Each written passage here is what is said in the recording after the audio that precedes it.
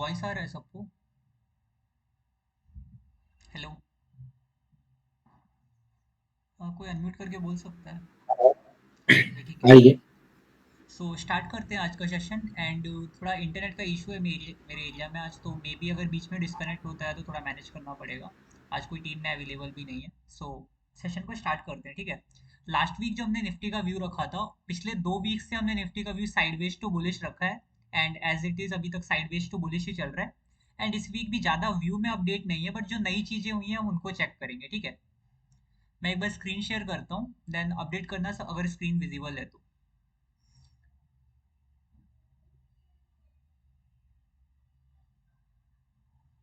Okay, screen visible है सबको?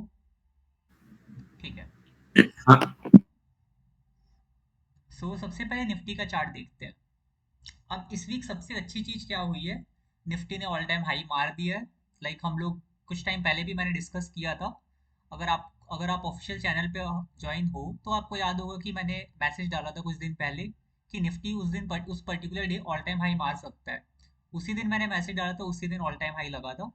And वो मैसेज भी आपको एग्जैक्टली दिखाता था, ऑल टाइम हाई लगने के पीछे के रीजंस भी हम लोग देखेंगे। इस दिन मैंने मैसेज डाला था नवंबर 27 को कि possibly we can see the all time high soon. And इसके चांसेस सबसे ज़्यादा क्यों थे? बिकॉज यहाँ पर जो निफ्टी का पहले वाला वीकली का सप्लाई जोन था, वीकली के चार्ट पे चलते हैं, ये विदाउट बेस कैंडल का टॉप पे सप्लाई जोन था। ये पिछली बार यहाँ पे प्राइस आई थी और ये एक छोटा सा रिएक्शन इसने दिया था। एंड डेली पे अगर आप चेक करोगे तो यहाँ पे बहुत अच्छे स्ट्रक्चर्स थे, जहाँ हमने इस वाले स्ट्रक्चर को ब्रीच करके कहीं ना कहीं बीच में से चलने की बात कही थी लास्ट टाइम, जो बहुत पहले सेशंस चल रहे थे हम लोग के। एंड यहाँ पर ये जो गैप था विंडो गैप का, यहाँ से सेलिंग आई थी। जब, अगर आपको आइडिया हो तो विंडो गैप से जब भी सेलिंग आती है, ठीक है, तो कहीं ना कहीं हम इस जोन को उतना स्ट्रांग नहीं मानते अब। और लास्ट टाइम हुआ ये था कि इस वाले जोन में विंडो गैप से सेलिंग आई थी। यहाँ से जब लास्ट टाइम सेलिंग आई थी, ये विंडो गैप से गिरा था। ये वाली सेलिंग या ये वाली सेलिंग थी, विंडो गैप से फॉल आया था, इस वाली सेलिंग में आया था, यहाँ तक गिरा था, देन ये रिकवरी आई थी, ठीक है। ये विंडो गैप से सेलिंग आई जिसकी वजह से जोन जो वीकली का था टेस्टेड हो चुका था। देन जब अगली बार प्राइस यहाँ पे आई, तो जब इसमें बॉडी को टच किया, देखो एक बार लाइन ड्रॉ करते हैं, इसी वाली लाइन को देते हैं रेफरेंस लाइन, जो ईयरली वाली, ठीक है। जब जोन ने इस बॉडी को टच किया, देखो बॉडी पे ही आई ये लाइन, बॉडी को टच करके सिर्फ 1 या 2 दिन का रिएक्शन डाउन था, ये 2-3 दिन का जो छोटा सा फॉल आया। एंड उसके बाद वापस से मार्केट ने कम बैक करा एंड ऑल टाइम हाई लगाया, ठीक है। रीजन ये था कि ये जोन ऑलरेडी वीक हो चुका था, एक बार विंडो गैप से चल चुका था। और एक बार जब इसने रिएक्शन दिया अगेन, जो मार्केट पॉजिटिव हुआ, उसके बाद इसके इस वाले सप्लाई जोन के पास होल्ड करने की पावर नहीं थी। अब कर सकता था ये होल्ड, उसके लिए कुछ रीजंस होने चाहिए थे। हम लोगों ने कई बार डिस्कस किया है कि जब भी निफ्टी में सप्लाई जोन में प्राइस जाएगी तो हम लोग देखेंगे बाकी सेक्टर्स कहाँ पर है।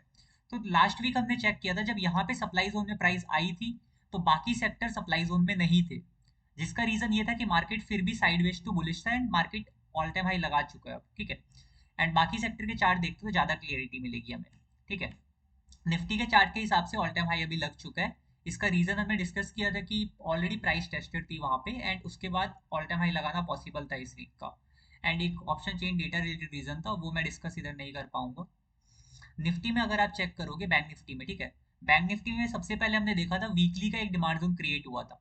और उसी वीकली के डिमांड जोन में ओनली वीक टू वीक आने से प्राइस वापस से चल गई और नया वीकली का डिमांड जोन इसने फॉर्म कर दिया। तो बैंक निफ्टी तो स्ट्रेट फॉरवर्ड बुलिश ही चल रहा है। इधर तो साइडवेज वाला सीन भी नहीं, साइडवेज टू बुलिश निफ्टी चल रहा है, बट ये तो बुलिश ही है। यहाँ पे देखोगे तो यहाँ से यहाँ तक का रिएक्शन है, यहाँ थोड़ी देर के लिए साइडवेज हुआ था जब निफ्टी सप्लाई जोन में गया था फर्स्ट टाइम। जो मैंने आपको छोटा सा फॉल दिखाया था निफ्टी में, उस बीच बैंक निफ्टी साइडवेज हो गया था, गिरा नहीं था, ठीक है। बैंक निफ्टी बहुत स्ट्रांग होल्ड दिखा रहा है and continuously demand zone create कर रहा है, जिसकी वजह से मार्केट अभी भी थोड़ा साइडवेज टू बुलिश ही है। और निफ्टी फाइनेंशियल सर्विस अगर आप देखोगे तो ये भी कंटिन्यूसली अभी ऊपर ही जा रहा है बैंक निफ्टी की वजह से। अब इसके अंदर उतने स्ट्रांग डिमांड जोन नहीं बने हैं। बैंक निफ्टी के अंदर एक चीज देखने वाली है कि वीकली के डिमांड जोन्स क्रिएट जरूर हो रहे हैं, पर डेली पे कुछ खास स्ट्रक्चर्स नहीं है इनमें। देखोगे डेली पे कुछ ऐसा स्ट्रेट फॉरवर्ड मार्क नहीं कर पाओगे कोई डिमांड जोन। इसको आप ड्रॉप दो बेस रैली कह सकते हो, बट इतना स्ट्रॉन्ग स्ट्रक्चर नहीं है। और कहीं ना कहीं यहाँ पे एक छोटा सा गैप है, और ऐसा एकदम क्लीन कोई स्ट्रक्चर नहीं बना इन वीकली के अंदर।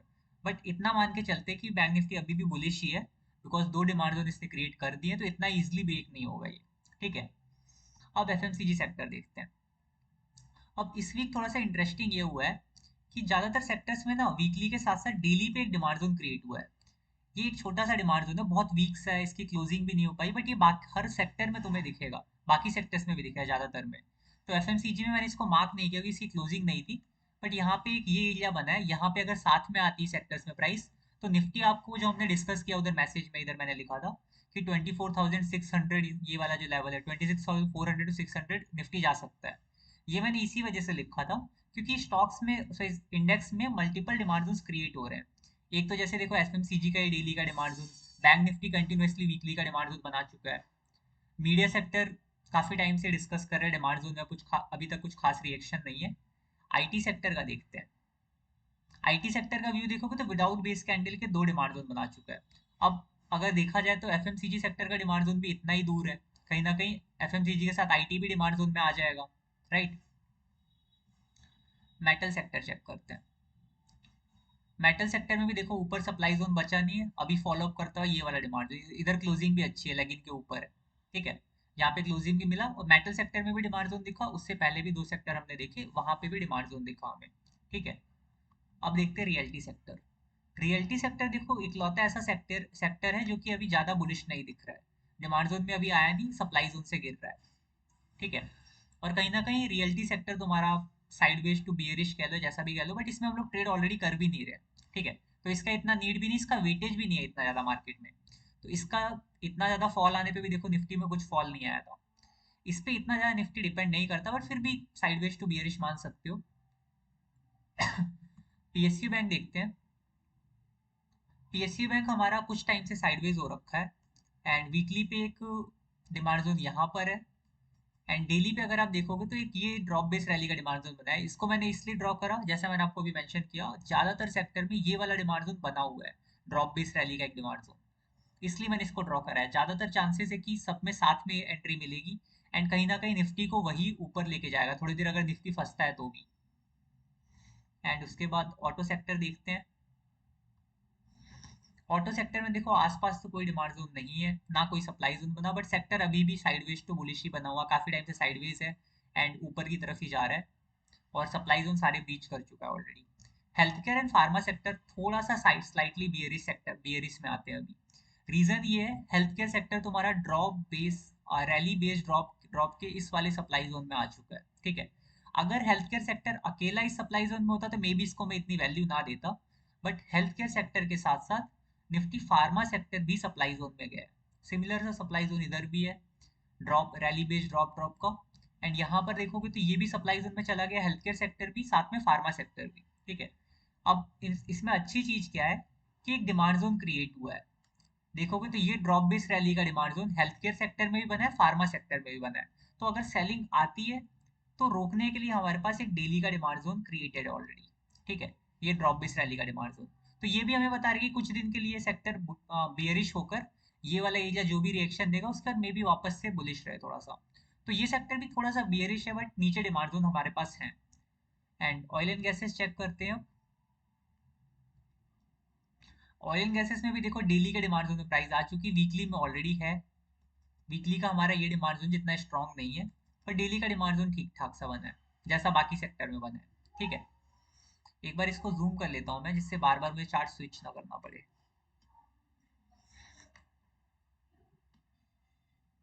अब प्राइवेट बैंक का चार्ट देखते हैं।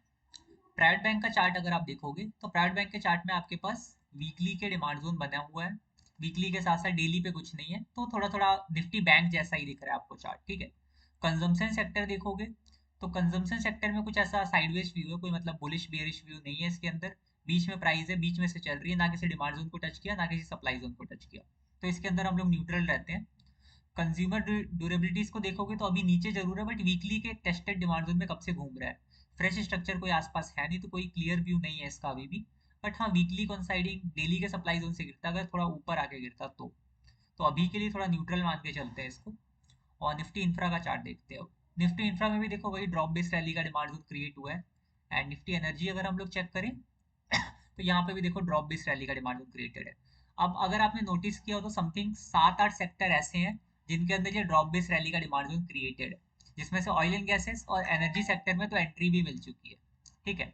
तो एक तरह से हम लोग कह सकते हैं कि निफ्टी अगर थोड़ा मोड़ा फंसता भी है यहाँ पे, अभी जहाँ पे जो साइडवेज मूवमेंट चल रहा है, इसके बाद क्या सारे सेक्टर जब साथ में डिमांड जोन में जाएंगे तो निफ्टी क्या हमारा 2600 तक नहीं जा सकता, मतलब 26,000 समथिंग लेवल तक नहीं जा सकता। ऐसे देख थोड़ा अभी साइडवेज चल रहा है, ठीक है। और निफ्टी में भी अगर आप ध्यान से देखोगे तो कहीं ना कहीं ये वाला डिमांड जोन देखो क्रिएटेड है। एक सेकंड, ये गलत चीज बन गया इधर। हम्म,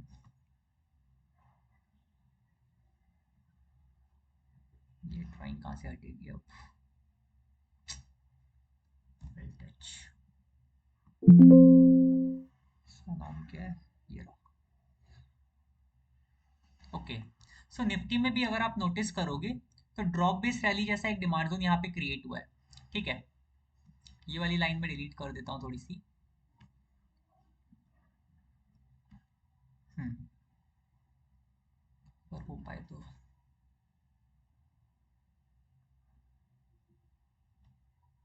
ओके, इतना काफी है।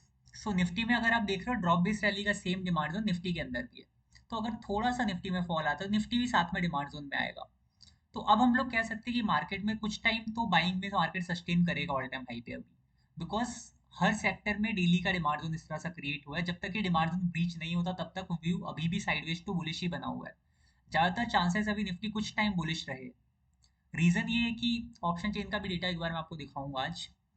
वैसे इतना ही रखते हैं अभी इसको, निफ्टी को व्यू को लेकर कि साइडवेज टू बुलिश व्यू हमारा कंटिन्यू है। उसके रीजन हमने डिस्कस करे कि व्यू इस वीक कंटिन्यू क्यों। पिछले वीक हमने डिस्कस किया था कोई भी सेक्टर सप्लाई जोन में नहीं था, Nifty almost all time high मारने वाला था, बीच में छोटा सा पुल बैक और वापस से साइडवेज हो गया। ज्यादातर हम लोग पिछले 2 वीक से sideways to bullish view discuss कर रहे हैं। और पिछले 2 वीक से अगर आप नोटिस करोगे वही व्यू चल रहा है। और उससे पहले वाले वीक हमने ये वाली बाइंग देखी थी जब यहाँ से रिएक्शन आया था। और इसके बाद से मार्केट बुलिश ही होता गया है। और अभी भी कंटिन्यूसली मार्केट बुलिश बनने की कोशिश कर रहा है, ठीक है। तो अभी भी बियरिश तो कुछ नहीं दिख रहा, आप नॉर्मल अपनी डब्ल्यू आई टीज के साथ कंटिन्यू कर सकते हो। एंड इस वीक तो काफ़ी अच्छी ट्रेड्स चली भी है। सो निफ्टी की व्यू को इतना ही रखते हैं। एंड कुछ एड ऑन होगा तो मैं आपको बताता हूँ। एक चीज़ मैं आपको और दिखा देता हूँ निफ्टी के व्यू को लेकर। एनएससी,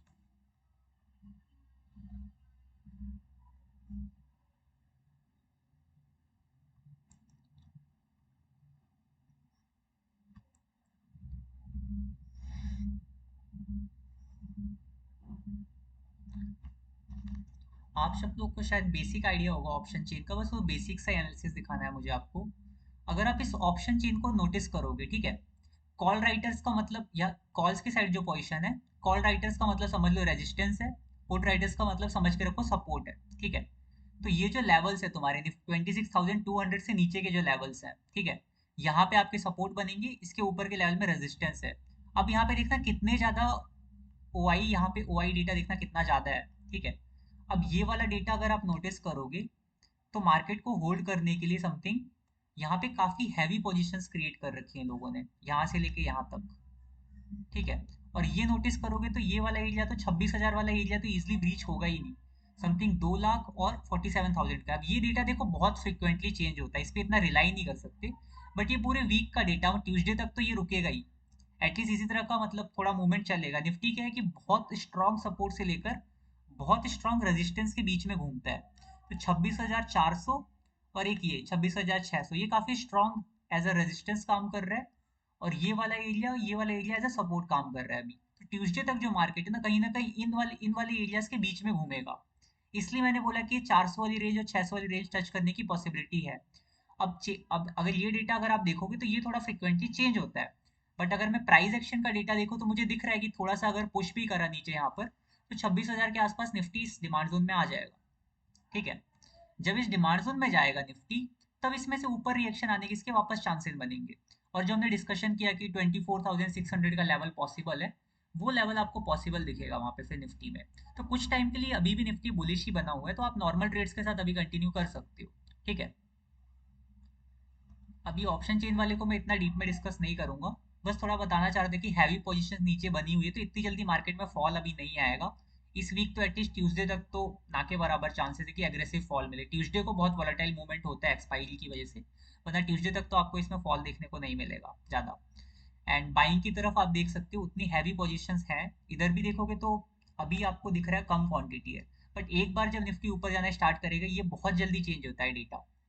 ये आपको बस देख के लग रहा है कि ये बहुत हैवी पोजीशन है, जब यहाँ पे मार्केट आएगा ये बहुत फ्रिक्वेंटली चेंज होता है, तो इस पे इतना रिलाई नहीं कर सकते।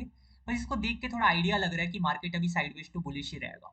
ठीक है, इसको देखने के साथ साथ मैंने आपको प्राइस एक्शन बताया प्रॉपर, कि किस बेस पे ये जो डेली के डिमांड जो निफ्टी में बना है, निफ्टी के साथ साथ और भी कई सेक्टर में बना है, एफएमसीजी में बना है। ठीक है, ये भी हाईली वेटेड सेक्टर है, 4% वेटेज रखता है। ठीक है, हाईली वेटेड सेक्टर में आईटी आता है, आईटी में भी देखो विदाउट बेस कैंडल का डिमांड जोन है। ठीक है, पास नहीं बना एकदम विदाउट बेस कैंडल का। एंड इसके साथ साथ मेटल सेक्टर है, ये ज़्यादा हाईली वेटेज में नहीं आता है, फिर भी इसमें डिमांड जोन है। एंड पीएसयू बैंक देखोगे तो इसके अंदर भी डिमांड जोन है तुम्हारा ड्रॉप बेस रैली का। एंड इसके अलावा हेल्थ केयर सेक्टर में भी डिमांड जोन है ड्रॉप बेस रैली का यहाँ पर। ये कंटिन्यूटी में डेली के डिमांड जोन आपको हर सेक्टर में दिख रहे हैं ऑलमोस्ट। तो कहीं भी अगर मार्केट साथ में जाएगा तो साथ में डिमांड जोन में आएगा निफ्टी, निफ्टी भी अपने डिमांड जोन में आएगा, बाकी सेक्टर भी डिमांड जोन में जाएंगे, और उसके साथ साथ वापस से थोड़ा सा बुलिश मूवमेंट बनेगा। इसी वजह से इस दिन मैंने ये चीज देखकर लिखा था कि आपको ये वाला लेवल पॉसिबल मिल सकता है। सो ये रीजन था निफ्टी के प्राइस एक्शन का। मैंने कुछ मतलब इस वीक का प्राइस एक्शन पहले ही अपडेट कर दिया था यहाँ पे कैसा रहेगा, उसका रीजन हमने आज हेलो डिस्कस सर। किया। हेलो। ओके, सो निफ्टी का व्यू इतना ही रखते हैं। Hello sir. हाँ हेलो। हाँ बोलो।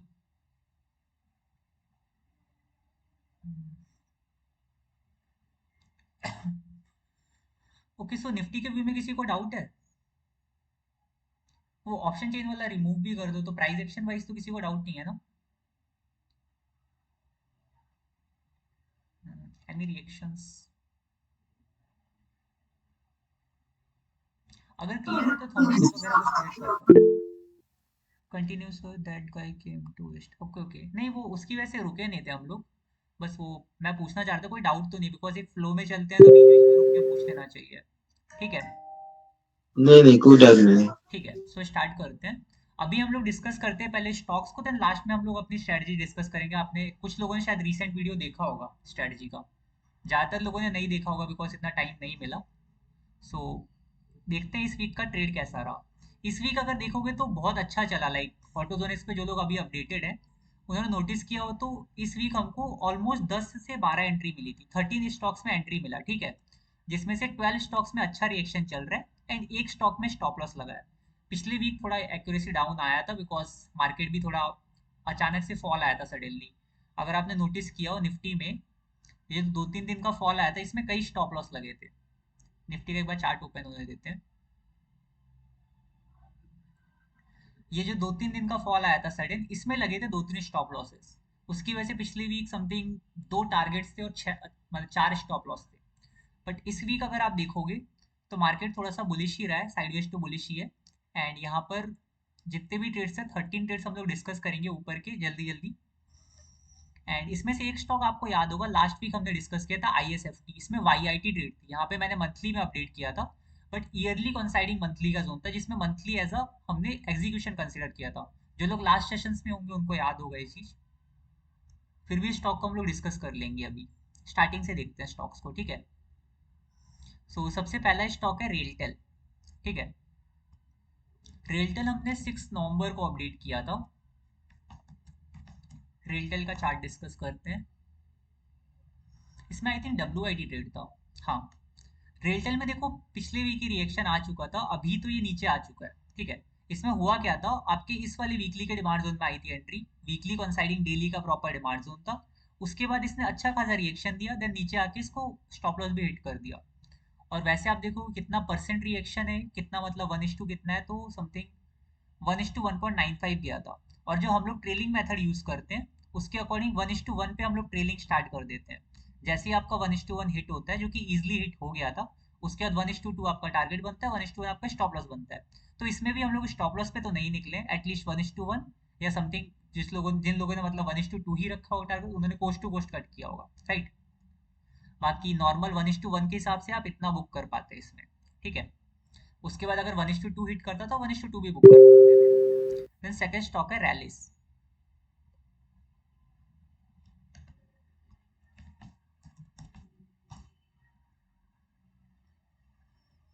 रैलिस में भी देखो सेम ट्रेड था, बट इसमें थोड़ा बड़ा टाइम फ्रेम का भी सपोर्ट था।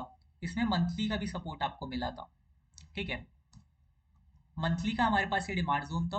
मंथली के साथ साथ मंथली के डिमांड जोन में इतनी बड़ी क्लोजिंग थी नहीं, बट हम ऐसे इसको देख रहे थे, तो वीकली का हमारे पास ये डिमांड जोन था जिसकी क्लोजिंग भी अच्छी थी। और कहीं ना कहीं इस वीकली के डिमांड जोन ने इस वीकली के सप्लाई जोन को ब्रीच किया था। ठीक है, तो इसकी अचीवमेंट भी हो गई, तो अचीवमेंट वाला डिमांड जोन था। डेली पे अगर आप चेक करोगे तो ये एक एग्जीक्यूशन था, छोटा सा एग्जीक्यूशन है, एंट्री स्टॉप लॉस बहुत कम था। एंड उसके हिसाब से आप देखोगे तो इजिली इसमें 1:1 या 1:2 भी हिट कर चुका है शायद ये। इसका टारगेट एक बार टच करते हैं। 1:1 तो काफी इजिली इसने हिट किया था। यहाँ पे अगर देखोगे तो 1:1 हिट हो चुका है। ठीक है, और इस टारगेट लाइन को अगर ऊपर लेके जाते हैं तो इसने 1:1.96 हिट किया है। अब देखो यही चीज काफी टाइम से हो रही है। 1:2 चलो हिट हो गया इसके अंदर। कभी कभी क्या होता है 1:1.90 जाता है और स्टॉक फिर स्टॉप लॉस दे जाता है। अब ऐसे केस में सोचो जब आपको 1:1 से ज्यादा मिल रहा है, फिर भी अगर आप स्टॉप लॉस बुक करके निकलो तो क्या ही मतलब है एक दो हफ्ते होल्ड करने का स्टॉक का। इसलिए मैंने 1:1 ट्रेलिंग स्टार्ट किया। अब इसके अंदर अगर आप देखोगे ना, तो 1:1 आपको यहाँ मिल गया था, और 1:2 आपका टारगेट हुआ था, 1:1 आपका स्टॉप लॉस हुआ। तो इसके अंदर आप प्रॉपर 1:2 बुक करके निकलते। यही 1:1 वाई ट्रेलिंग मेथड का फायदा है आपका, कि आपको स्टॉप लॉसेस बहुत कम लगेंगे और कभी कभी आपको 1:2 भी इजिली मिलेगा। देन अगला स्टॉप है वेलकॉर्प।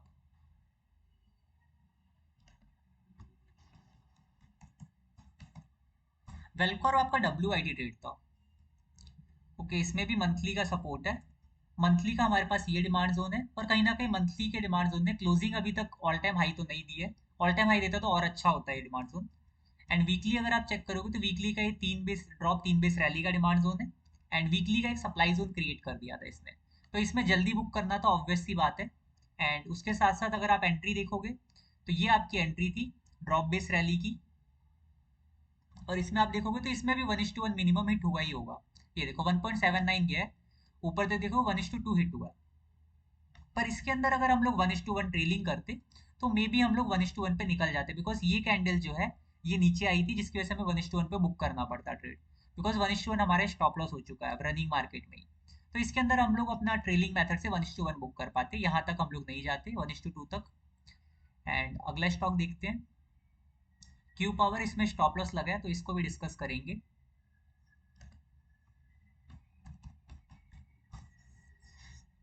क्यू पावर के अंदर आपके पास मंथली का ये डिमांड जोन है, और ड्रॉप रैली बेस रैली का।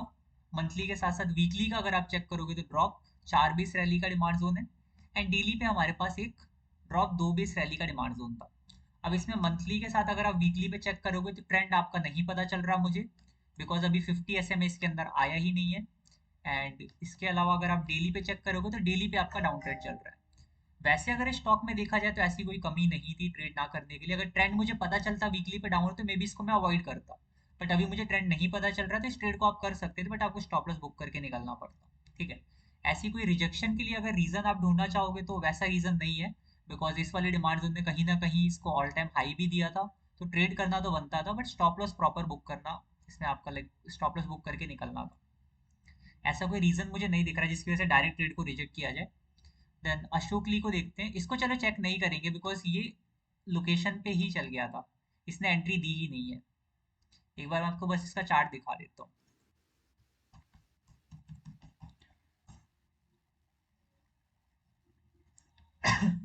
अशोक ली आपका इस वीकली के ही लोकेशन से चल गया है। वीकली का हमारे पास ये लोकेशन था रैली बेस रैली का, इसी को टच किया, यहीं से रिएक्शन आ गया। इसने नीचे आने की कोशिश भी नहीं करी, इसलिए इसमें एंट्री नहीं मिली थी, बट लोकेशन से चल गया है ये। इसलिए मैसेज में सिंपल लिखा बस लोकेशन से रिएक्शन है, एंट्री नहीं ट्रिगर हुई है। देन अगला स्टॉक है लेमन ट्री। इसका तो ग्रुप में भी काफी टाइम डिस्कशन चला था, मैंने ऑब्जर्व किया था। लेमन ट्री का ट्रेड प्रॉपर एंट्री दिया, उसके बाद अच्छा खासा टारगेट हिट हुआ है। लेमन ट्री में देखो 240 मिनट का एग्जीक्यूशन था, वीकली का हमारे पास डिमांड जोन था। ये वाला हमारा वीकली का डिमांड जोन है। और कहीं ना कहीं इस वीकली के डिमांड जोन की अचीवमेंट भी है हमारे पास, जिसने इस पूरी के पूरी रेंज के ऊपर क्लोजिंग दी है। कहीं ना कहीं ये रेंज ब्रीच नहीं हो रही थी और इसको इस वीकली के ही डिमांड जोन ने ब्रीच किया था, तो ये इसकी अचीवमेंट हो गई। और वैसे आप देखोगे तो इस वीकली के डिमांड जोन ने ऑल टाइम हाई भी लगाया, तो ये वही वीकली का डिमांड जोन है जिसने स्टॉक को ऑल टाइम हाई तक पहुंचाया। और इसमें अगर आप देखोगे 240 मिनट का एकदम क्लीन एग्जीक्यूशन था, एंड वहां से बहुत अच्छा टारगेट हमें देखने को मिला। ठीक है, इसमें भी हम लोग देखेंगे ट्रेलिंग मेथड में हमने कितना ट्रेलिंग मेथड में हम लोग कितना बुक कर पाते। ठीक है, ये आपका एंट्री स्टॉप लॉस था। टारगेट वाली लाइन हम लोग ले लेते हैं पहले। समथिंग 1:1 आपका यहाँ नीचे हो चुका है। ठीक है, अब 1:1 आपका स्टॉप लॉस है, 1:2 आपका टारगेट है। ठीक है, अब 1:2 तक आपका स्टॉप लॉस तो हिट नहीं हुआ है।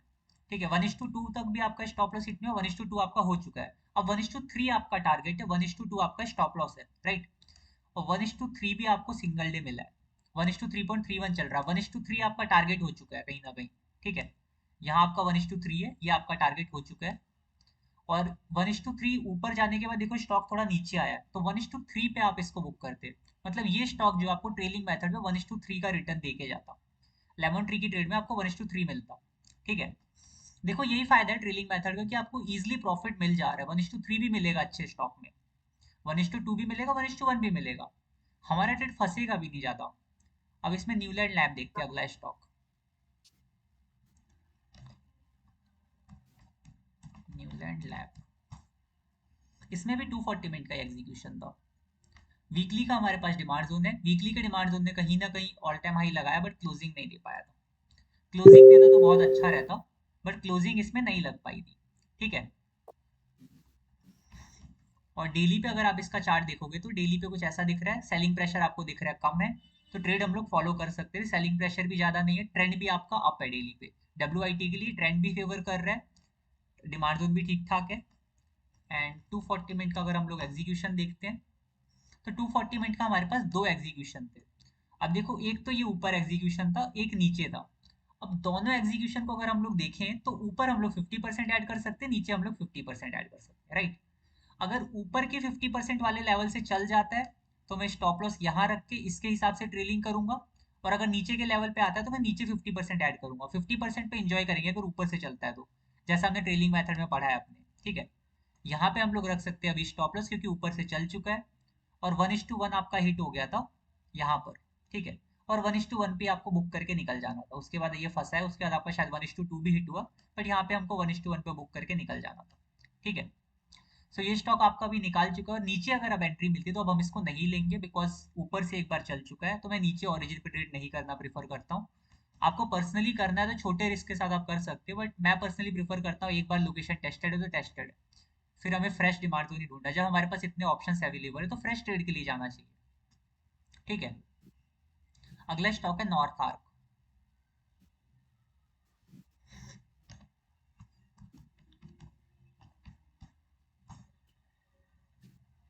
नॉर्थ आर्क में हमारे पास WIT ट्रेड है एक, वीकली का हमारे पास ये डिमांड जोन है, एंड डेली का हमारे पास प्रॉपर एग्जीक्यूशन था। अब इसके अंदर मेरी पर्सनल एंट्री यहाँ पर थी, यहाँ होनी चाहिए थी कंजर्वेटिव एंट्री, बट इसके अंदर हुआ क्या था, ये जो विंडो गैप बना है, कई बार हमने देखा है स्टॉक में ना ड्रॉप बेस्ड रैली के डिमांड जोन में जब विंडो गैप बनता है यहाँ पे, तो कई बार प्राइस विंडो गैप से चल जाती है, इस स्टॉक के अंदर भी सेम सीन हुआ, प्राइस विंडो गैप से चल गई है। आपने निफ्टी में भी अभी रिसेंटली कुछ टाइम पहले ऑब्जर्व किया होगा, लास्ट टाइम विंडो गैप से ही सेलिंग आई थी, और उसके बाद जब वापस डिमांड जोन में एंट्री मिली, देखो डिमांड जोन इतना मतलब सप्लाई जोन निफ्टी का इतना सस्टेन नहीं किया। ठीक है, और यहाँ पे भी सेम चीज हो सकती है, विंडो गैप से अब चल चुका है, लोकेशन भी टेस्टेड है, एग्जीक्यूशन भी अब टेस्टेड ही मानूंगा इसको मैं। अब अगर नीचे यहाँ पे आता है मेरे इस वाले एंट्री पॉइंट पे आएगा तो मैं इसको ट्रेड नहीं करूंगा, बिकॉज ऑलरेडी ये विंडो गैप से चल चुका है, एंड इसमें रिएक्शन एंट्री देकर आया है, वैसे देखा जाए तो जो एग्रेसिव जाते, जो कंजर्वेटिव जाते वो लोग एंट्री का वेट कर सकते थे, कोई इशू नहीं है। मेरा खुद का भी पर्सनल एंट्री इसमें ट्रिगर नहीं हुआ था। अगला स्टॉक है ISFT, ये ट्रेड हमने लास्ट वीक भी डिस्कस किया था।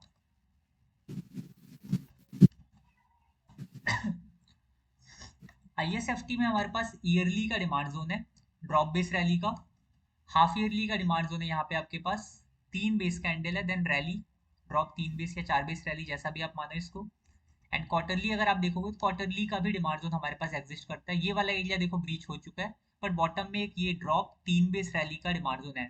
ठीक है, एक बार इसको हटा देते हैं बाकी डिमांड जोन्स को ताकि क्लीन क्लीन दिखेगा। ठीक है, ये है ड्रॉप 3 बेस रैली का डिमांड जोन, इसको आप क्वार्टरली का डिमांड जोन कह सकते हो। देन मंथली में अगर आप चेक करोगे तो मंथली पे हमारे पास प्रॉपर एग्जीक्यूशन है, रैली बेस रैली का।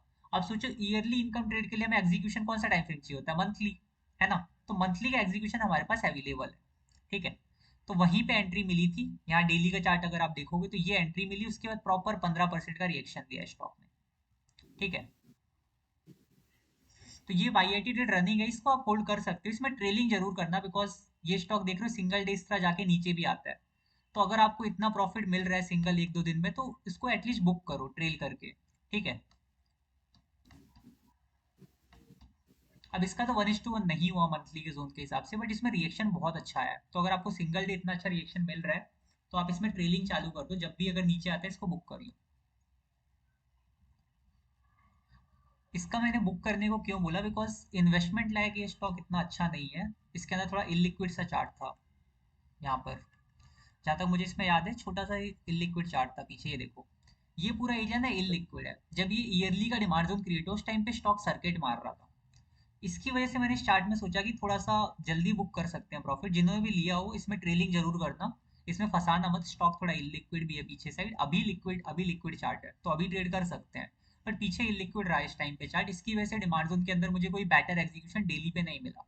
वीकली तक हम लोग चेक कर सकते हैं चार्ट को, वहां तक हमने चेक भी किया, एंड वहां के हिसाब से हमने मंथली में ही एंट्री रखी थी।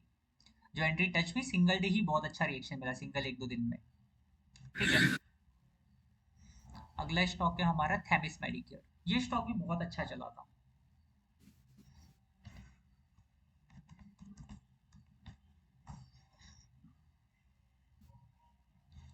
थेमिस मेडिकेयर में हमारे पास मंथली का डिमांड जोन है, एक ड्रॉप बेस रैली का जिसकी क्लोजिंग मंथली के ऊपर है एटलीस्ट।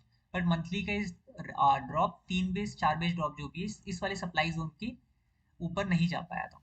तो डिमांड जोन एग्जिस्ट करता है, ठीक ठाक सा डिमांड जोन है। वीकली पे आप चेक करोगे तो ट्रेंड आपका डाउन है। ट्रेंड डाउन होना एक कंसर्न हो सकता है, बट स्टॉक ऑलरेडी काफी करेक्टेड है, एंड ईयरली के डिमांड जोन के अंदर है ये स्टॉक। तो अब इसमें ट्रेड करना बनता है डाउन ट्रेंड के अंदर भी। ईयरली का डिमांड जोन है, हाफ ईयरली अगर आप चेक करोगे तो एक जोन ब्रीच कर चुका है, बट नीचे हाफ ईयरली का भी एक और डिमांड जोन है। तो इतने सारे डिमांड जोन जब इसके अंदर ऑलरेडी एग्जिस्ट करते हैं, तो कहीं ना कहीं ट्रेड के अंदर हम लोग थोड़ा एग्रेसिव अभी हो सकते हैं। तो ये ट्रेड मैं कर सकता था डाउन ट्रेड के अंदर, बिकॉज ईयरली के डिमांड जोन के अंदर है स्टॉक। और मंथली आप चेक करोगे तो मंथली का जोन अभी फॉर्म हुआ है, बट कहीं ना कहीं पीछे मंथली का ये डिमांड जोन था, रैली 2 बेस रैली का। इसी डिमांड जोन की वजह से नया डिमांड जोन फॉर्म हुआ है, प्राइस में रैली स्टार्ट हुई है अभी, ठीक है। कहीं ना कहीं ये वाईआईटी ट्रेड था जो कि यहीं से रनिंग था, और वापस वहीं पे प्राइस आ रही है जहां से इसने रिएक्शन देना स्टार्ट किया था। और इस ईयरली के ही डिमांड जोन के मंथली एग्जीक्यूशन से रिएक्शन स्टार्ट हुआ था। पॉसिबिलिटी थी कि ये ब्रेक भी हो जाए, बट यहाँ पे हमारे पास बैकअप में एक और एरिया पड़ा था, और कहीं ना कहीं ये ट्रेड काफी अच्छा लग रहा था। एंड डेली पे अगर आप चेक करोगे तो ये देखो इस वाले एरिया की अचीवमेंट भी है। कहीं ना कहीं इस एरिया ने इस पूरी सेलिंग को खत्म किया। ये वाली जो आसपास थोड़ी कंसोलिडेशन चला था इसको भी खत्म किया, इसको भी खत्म किया। यहाँ पे कहीं ना कहीं इसके भी ऊपर चला जाता तो और अच्छा होता। और अगर आप वीकली पे चेक करोगे तो वीकली पे इसका छोटा सा अचीवमेंट है, बहुत अच्छा अचीवमेंट नहीं है, बिकॉज ये सप्लाई जोन उतना अच्छा नहीं था। अगर इसको मैं ड्रॉप 3 बेस ड्रॉप का सप्लाई जोन बोलूँ तो इसके ऊपर ये गया था, क्लोजिंग नहीं दे पाया था। तो ये ट्रेडेबल था, बहुत ही टॉप क्लास ट्रेड तो नहीं था, बट ट्रेडेबल था, ठीक है। एंड उसके हिसाब से इसने अच्छा रिएक्शन भी दिया। बट अभी तक इसमें 1:2 नहीं हुआ, 1:1 इसका लगा था टारगेट, ठीक है। 1:1.56 हुआ, तो 1:1 के ऊपर आप ट्रेलिंग चालू कर सकते हो, और बुक करके अभी तक आप निकल गए होते। अब कल को अगर ये स्टॉक फंसता भी है, साइडवेज हो जाए, ब्रेक कर जाए, और कहीं ना कहीं डीप में जाने की कोशिश करे जहां से इसको यहाँ से चलने के चांसेस ज्यादा है, और यहाँ से हम इसको इन्वेस्टमेंट के लिए ऐड कर सकते हैं, और इसके नीचे हम लोग स्टॉप लॉस लेके निकल जाएंगे। बिकॉज ईयरली पे हमारे पास बैकअप में डिमांड जोन अभी है नहीं नीचे ज्यादा। हाफ ईयरली पे अगर आप चेक करोगे तो हाफ ईयरली पे भी इतना अच्छा डिमांड जोन नहीं है नीचे, एक ये एरिया बन रहा है 5 बेस कैंडल के साथ। एंड क्वार्टरली पे देखोगे तो क्वार्टरली पे भी कुछ खास नहीं है। तो ये वाला एक इन्वेस्टमेंट रेट टाइप बन सकता है आपका मंथली पे यहाँ बॉटम पे। इसकी वजह से शायद ये वाला एरिया जो 1:1 दे चुका है मे बी और नीचे आ जाए प्राइस अभी। अब इतना रिएक्शन आ चुका है 1:1 का, आप ट्रेलिंग कर सकते हो इसके अंदर अभी भी अगर आप बने हुए हो तो। बिकॉज ये वाला एरिया उतना भी अच्छा नहीं था कि as a quick trade play करने लायक ही था। अभी भी प्राइस नीचे वाले एरिया को मिस करके चल रही है। अगला स्टॉक है पूना वाला। सो इतने सारे स्टॉक देखो डिस्कस नहीं कर पाएंगे, अभी 2-3 ही बचे हैं, आप इनको चेक कर लेना पर्सनली। अगर किसी को डाउट होगा तो इसको भी डिस्कस करेंगे। एक ये स्टॉक देखते हैं, थोड़ा कंफ्यूजिंग था, IFMA, IMFA है शायद, IMFA, ओके। सो IMFA के चार्ट में क्या हुआ था, वीकली का आपका ये डिमांड जोन है ये वाला। वीकली के साथ आपके पास 125 मिनट के दो एग्जीक्यूशन थे।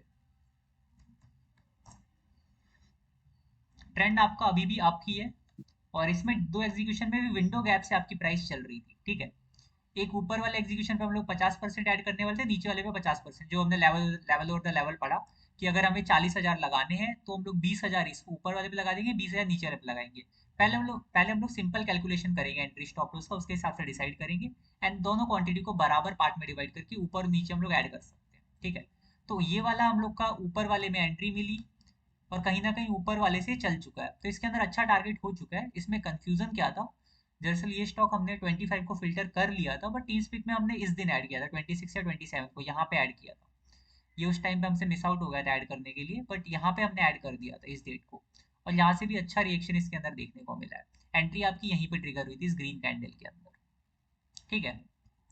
तो ये कुछ स्टॉक्स थे जो प्रीवियस वीक की एनालिसिस थी। एंड अभी हम लोग डिस्कस करेंगे जो हमने स्ट्रेटजी के बारे में बात करी थी।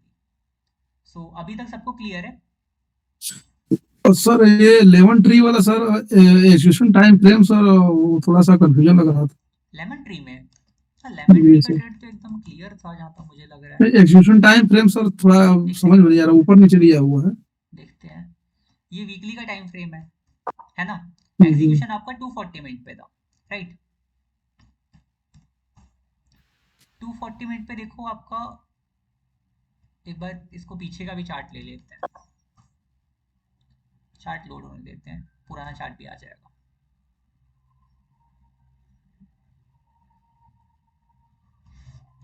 सो लेमन ट्री के अंदर क्या हुआ था आपका, लेमन ट्री में आपका ये वाला डिमांड जोन था ना, ड्रॉप बेस रैली का, राइट।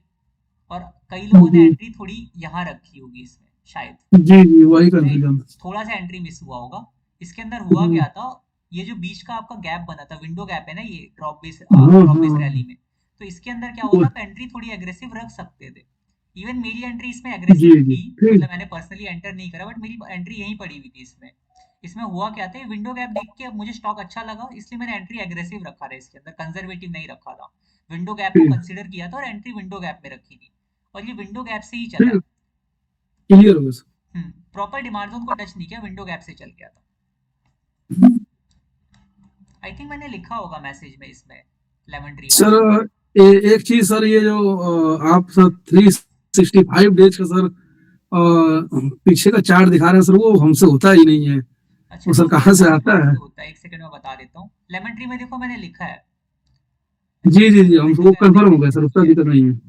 एक सेकंड। समझ गए सर, विंडो गैप से था थोड़ा। हाँ, विंडो गैप लगता है मैं मैसेज में ड्रॉप करना भूल गया था इस वाले में।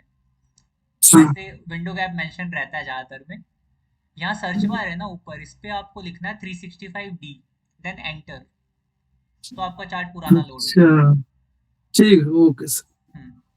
इससे आपका पूरा 365 डेज का डेटा लोड होता है। जी सो यहाँ तक था हम लोग का अभी डिस्कशन का। एंड अभी हम लोग डिस्कस करेंगे स्ट्रेटजी। तो सबसे पहले किस किसने वीडियो देखा है स्ट्रेटजी वाला जो यूट्यूब पे पड़ा है अभी 2-3 घंटे पहले, किसी ने देखा है?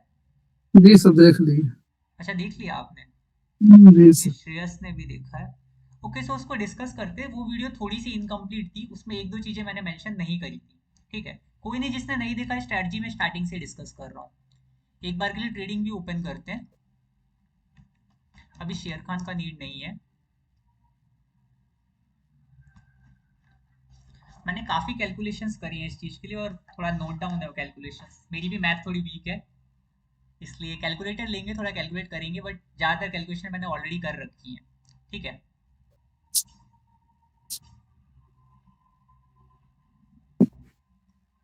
वैसे कितने लोग हैं जो लार्ज कैप में इन्वेस्टमेंट करना चाहते हैं? लार्ज कैप बोले तो टॉप 10 स्टॉक या टॉप 20 स्टॉक निफ्टी के बस।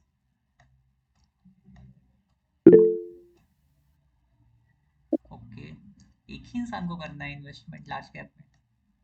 सबसे सेफ तो वही होते हैं।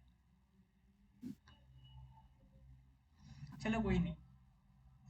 हमको देखो स्ट्रेटजी में करना क्या है, आप सब लोगों ने ऑलरेडी जीटीएफ का 5-5 वाला स्ट्रेटजी पढ़ रखा है, राइट।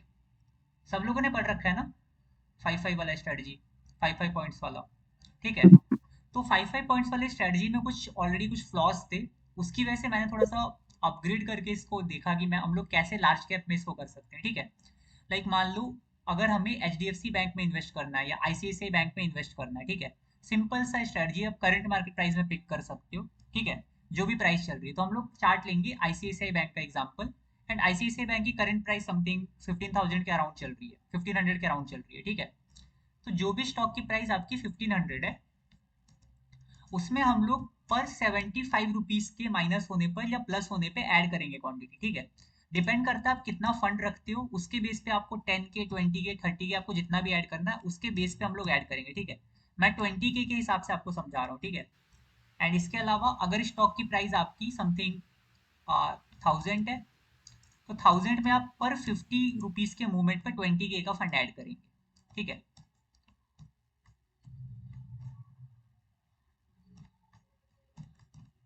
और अगर स्टॉक की प्राइस आपकी समथिंग 2000 है, तो 2000 के लिए आप लोग ऐड करेंगे 100 पॉइंट्स में, ठीक है। अगर 2000 के ऊपर वाला स्टॉक, जैसे अगर आप भारतीय एयरटेल के लिए जाते हो, तो भारतीय एयरटेल पे पर 100 पॉइंट पे आप ऐड करोगे 20 के का फंड, ठीक है। मैं यहाँ पे क्वांटिटी क्यों नहीं लिख रहा हूँ ये भी मैं एंड में एक्सप्लेन करूंगा। आपने 5-5 वाली जो स्ट्रेटजी पढ़ी हुई उसमें 100 क्वांटिटी है हर हर 5-5 के मूवमेंट पे, ठीक है। बट यहाँ पे आपको 20 के का फंड ऐड करना है, एग्जैक्ट 20 के का फंड। अराउंड कर सकते हो थोड़ा सा 20 के और 21 के बीच में, ठीक है। तो इसके अंदर आपको करना क्या है, अगर आईसीआईसीआई बैंक की प्राइस अभी चल रही है 15,000 मान के चलते हैं, ठीक है। और आपको इस स्ट्रैटेजी का पहले यूज थोड़ा सा दिखाता हूँ, मैं यूज केस हम लोग चेक कर लेते हैं। मैं आपको आईसीआईसीआई बैंक का पहले चार्ट दिखाता हूँ, कैसे स्टॉक इसके अंदर आपको चूज करने हैं। आईसीआईसीआई बैंक का चार्ट अगर मैं देखूं, तो कभी भी स्टॉक ने ना 50% से ज्यादा का फॉल नहीं दिया अपने लाइफ में। पीछे का आप 20 साल का डेटा चेक करना, 15-20 साल का डेटा, इसमें कभी भी इतना बड़ा फॉल नहीं आया। रिसेंट भी अगर आप फॉल देखोगे 20-25 पॉइंट्स का आएगा ज्यादा से ज्यादा। ये तो देखो 10 पॉइंट से 11 पॉइंट्स का फॉल है, ठीक है। यहाँ पे भी सेम वही 10-11 पॉइंट का फॉल होगा। और वीकली पे मैं चार्ट इसलिए देख रहा हूँ बिकॉज मेरे को ज्यादा स्विच ना करना पड़े, मतलब ड्रैग करने के लिए। यहाँ पे देखो ये भी बहुत छोटा फॉल है, एक ये आपको थोड़ा सा बड़ा फॉल दिख रहा है। एज्यूम करोगे तो ये भी 50% से ज्यादा का नहीं होगा। ये देखो 52 समथिंग का फॉल है ये, ठीक है। जिसको एकदम सेफर एंड पे जाना है वो 10,000 पे भी रन कर सकता है। हमें 10 बार एवरेज करना है स्टॉक को, 10 बार। लाइक अगर 50% फॉल है, ये 30% का फॉल है, ठीक है। तो आईसीआईसीआई बैंक के अगर आप नोटिस करोगे तो इसमें 50% से ज्यादा का फॉल कभी नहीं है। आप देखो इतना बड़ा दिख रहा है आपको ये फॉल, बट ये भी 50% का ही फॉल है। और इसके अंदर भी आपका कैपिटल रोटेट हो रहा होगा, ठीक है। यहाँ पे अगर आप नोटिस करो, ये वाला फॉल भी आपका 52% का है समथिंग। तो कभी भी इतना बड़ा फॉल आईसीआईसीआई बैंक के अंदर नहीं आता है।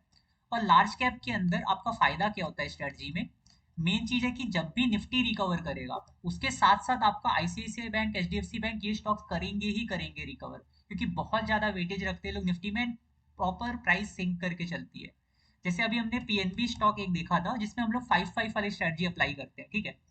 तो 5-5 वाली स्ट्रेटजी में एक प्रॉपर फ्लॉ क्या था, मान लो ऐसा सीन भी तो कभी आ सकता है स्टॉक में। अब ये तो मैं कह नहीं सकता कि आने वाले 10 साल तक पीएनबी ऐसा ही चलता रहेगा, उसके फंडामेंटल जिंदगी भर के लिए अच्छे हो गए, लाइक जिंदगी भर के लिए स्टॉक अच्छा हो गया, ऐसा तो मैं इसके लिए नहीं कह सकता ना। बट पीएनबी में आप पीछे भी देख सकते हो, कभी भी अगर ऐसा सीन बनता है पीएनबी के अंदर, 180 से पीएनबी या 213 से तुम्हारा वापस 89% फॉल, 74% फॉल करता है, तो क्या तुम्हारे पास इतना पैसा होगा कि तुम हर 5 पॉइंट पे ऐड कर पाओ इसको। 200 का स्टॉक तुम्हारा अगर सीधा 59 रुपीज आ जाता है, तो उसमें वो तुम्हारे पास हर 5 पॉइंट में ऐड करने के लिए यहाँ तक पैसे ही खत्म हो चुके होंगे 200 से 100 आते आते, क्योंकि 50% फॉल तक पैसे ऑलमोस्ट खत्म हो जाते हैं जितनी बार तुम एवरेज कर पाओगे। और 5-5 पे कर रहे हो तो 50% पे भी नहीं कर रहे हो, ठीक है।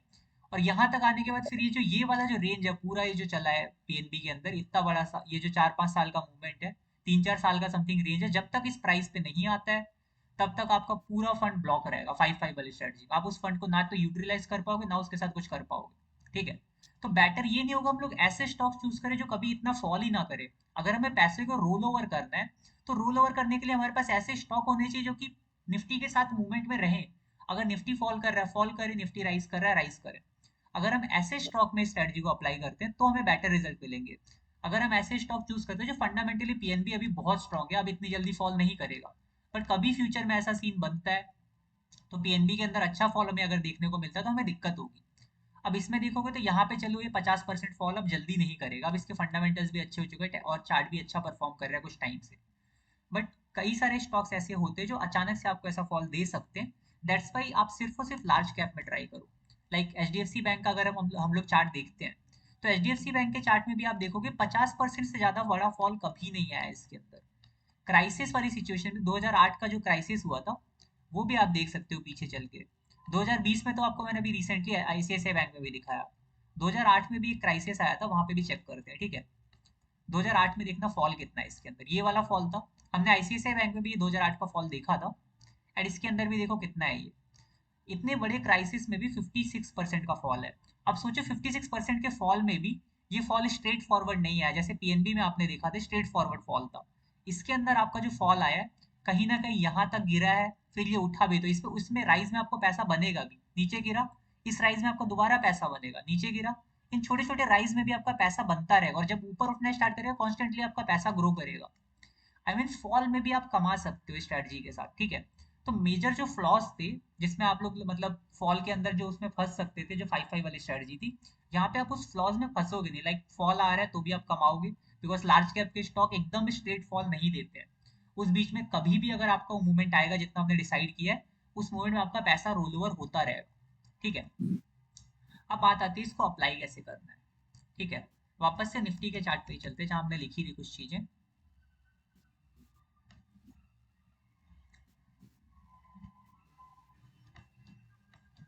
कुछ कैलकुलेशंस करेंगे एंड उसके बेस पे डिसाइड करेंगे, ठीक है। तो ये मैंने कुछ कैलकुलेशन करी कितने कितने पॉइंट पे आपको 20K का फंड ऐड करना है, ठीक है। अब आईसीआईसीआई बैंक को एग्जांपल लेते हैं, निफ्टी में स्ट्रेटजी यूज कर सकते हैं ईटीएफ के लिए। ईटीएफ आपका प्राइस इतना नहीं होगा ना, आई मीन 5 रुपए में 100-200 का ईटीएफ आता है जहां तक मुझे याद है। तो ये वाला जो स्टॉक है आपका 1500 का, इसलिए मैंने आपको लार्ज कैप के स्टॉक्स बोले, मैंने इसलिए प्राइजेस भी लिखे, आप अपने हिसाब से अप्लाई कर सकते हो, बट चेक कर लेना 50% के फॉल तक आपके पास ऐड करने के लिए फंड हो, और वो ईटीएफ कभी 50% से ज्यादा फॉल ना करे, ठीक है। अभी के लिए मैं सेफ चलते हैं, हम लोग 50% की जगह हम लोग 30% की बात करेंगे, ठीक है, क्योंकि यूजुअली क्रैशेस के अलावा लार्ज कैप का आईसीआईसीआई एचडीएफसी ये सब स्टॉक 30% से ज्यादा फॉल नहीं देते, मार्केट में क्रैश आता है तो 50% तक चले जाते हैं, बट 30% के हिसाब से हम इस स्ट्रेटजी को अभी अप्लाई करेंगे कि 30% फॉल आता है तब भी हमारे पास ऐड करने के लिए फंड हो, ठीक है। और पर बार पर टाइम हम लोग 20 के ऐड करेंगे, आप लोग अपने फंड के हिसाब से इसको 10 के भी कर सकते हो, कैसे यूज करना है वो हम लोग आईसीआई की एग्जांपल से देखेंगे, ठीक है। तो सबसे पहले आईसीआईसीआई का प्राइस अगर 1500 है, 1500 के प्राइस पे हमें ऐड करना है समथिंग 40K का फंड हम लोग इधर ऐड करेंगे, बिकॉज यहाँ पे आपको डबल ऐड करना है, फर्स्ट फर्स्ट टाइम जब आप ऐड कर रहे हो 20K का डबल होगा, देन 20 ऐड होगा, ठीक है। तो यहाँ पे 40K के हिसाब से आपका आएगा 27 क्वांटिटी ऐड करेंगे, एंड यहाँ पे आपका फंड ऐड होगा 40,500, ठीक है। 40,500 का फंड आपका ऐड होगा, ठीक है। देन अगर आईसीआईसीआई बैंक की प्राइस आपकी 1425 आती है, ठीक है, तब आपका फंड ऐड होगा, 14 क्वांटिटी ऐड होगा, इसके लिए फंड आपका लगेगा समथिंग 19,950 का।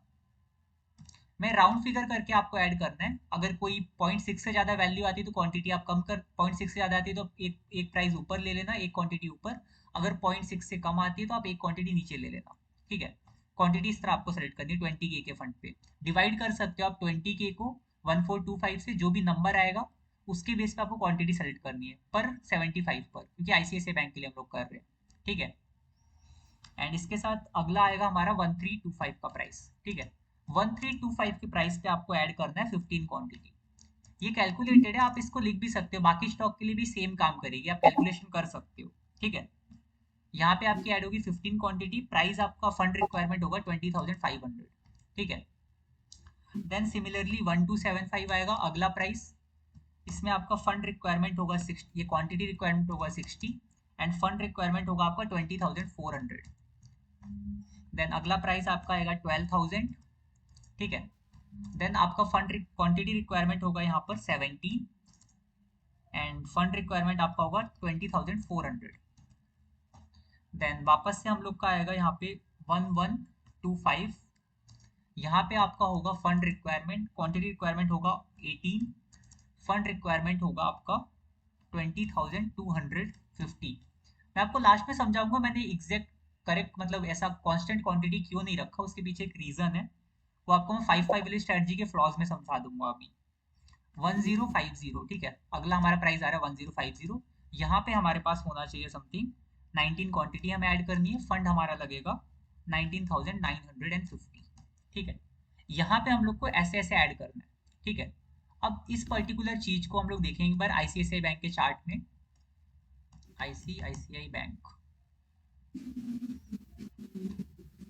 हम लोग ऐड करेंगे इसमें 1050 तक, मतलब अभी अगर प्राइस 1500 चल रही है आईसीआईसीआई बैंक की, तो 1500 से 1050 तक आने में कितने परसेंट का पहले फॉल होगा, 1500 से देखते हैं, 1500 के आसपास ही चल रही है।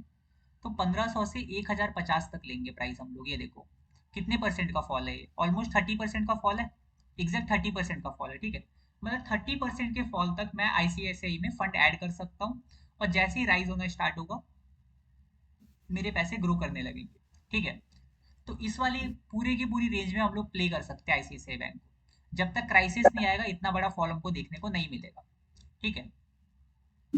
सो अभी चलते हैं निफ्टी के चार्ट पे जहाँ हमने कैलकुलेशन लिखी है, ठीक है। ये कुछ कैलकुलेशन बाकी चार्ट में भी सेम करेंगी काम। एक बार चार्ट ओपन होने देते हैं। हाँ, ये आपके फंड रिक्वायरमेंट है, कितना फंड आपने ऐड किया। अब टोटल फंड आपका कितना डिप्लॉय हुआ इस पर्टिकुलर चीज में, जितना आपने अभी लिखा उसमें कितना फंड आपका डिप्लॉय हो चुका है। टोटल फंड आपका लगा है 1,51,700, ठीक है। ये 20K के हिसाब से, अगर आप सेम 10K के हिसाब से करोगे तो आपका फंड रिक्वायरमेंट डायरेक्ट आधा हो जाएगा, 70-75,000 लगेगा। तो जिनको 10K के हिसाब से करना वो एकदम 50% फंड रिक्वायरमेंट के साथ कर सकते हैं, ठीक है। ये आपका हो गया फंड रिक्वायरमेंट, ठीक है। अब इसमें प्रॉफिट कैसे होगा, एक चीज हमेशा ध्यान रखना, आपने 5-5 वाली स्ट्रेटजी में उस चीज को बहुत इग्नोर किया होगा। जो भी आपके ब्रोकर में क्या होता है, जैसे जो ऑर्डर सबसे पहले जाएगा, जो ऑर्डर सबसे पहले एंट्री करेगा उसी का एग्जिट सबसे पहले होगा, ठीक है। मतलब जिस ऑर्डर की एंट्री सबसे पहले होती है उसी का एग्जिट सबसे पहले होगा। 1500 पे अगर आपने 27 क्वांटिटी खरीदी है, तो जब तक ये 1500 की 27 क्वांटिटी एग्जिट नहीं होती तब तक आपकी नीचे की क्वांटिटीज एग्जिट होना स्टार्ट नहीं होगी। ऐसा नहीं होगी मैंने 1050 पे खरीद के 1025 पे बेचा तो ये 19 क्वांटिटी मेरी एग्जिट होगी, ये नहीं एग्जिट होगी, आपकी एग्जिट होगी इसमें से 19 क्वांटिटी, 1500 में से 19 क्वांटिटी आपकी एग्जिट होगी, और ये क्वांटिटी अभी भी आपकी होल्ड रहेंगी। ये क्वांटिटी ऊपर जब जाती रहेगी प्राइस आपकी, सबसे लास्ट में आपकी ये क्वांटिटी एग्जिट होगी। तो जब हम लोग पढ़ते हैं 5-5 वाली स्ट्रेटजी, स्टार्टिंग में जब आप बुक करना स्टार्ट करोगे तो आपको कुछ पॉइंट पे लॉसेस दिखाएंगे, एंड में जाते जाते ओवरऑल आपका प्रॉफिट में आ जाता है। तो होता क्या है कि हमारी ऊपर से पहले क्वांटिटी एग्जिट होती है, ठीक है। मतलब अगर मैं पहला एग्जिट जब करूंगा, ठीक है, तो मेरी ये वाली क्वांटिटी एग्जिट होगी सबसे पहले, देन ये होगी, देन ये होगी, ये होगी, ये होगी, सबसे लास्ट में हमारी 1050 की क्वांटिटी एग्जिट होती है, ठीक है। तो हमें एग्जिट भी उसी हिसाब से प्लान करना है, ठीक है। अब ये हमारा एडिंग का हो गया, हमारे पास एक फिक्स प्लान है, ऐसे ऐसे हम लोग इसको ऐड करेंगे।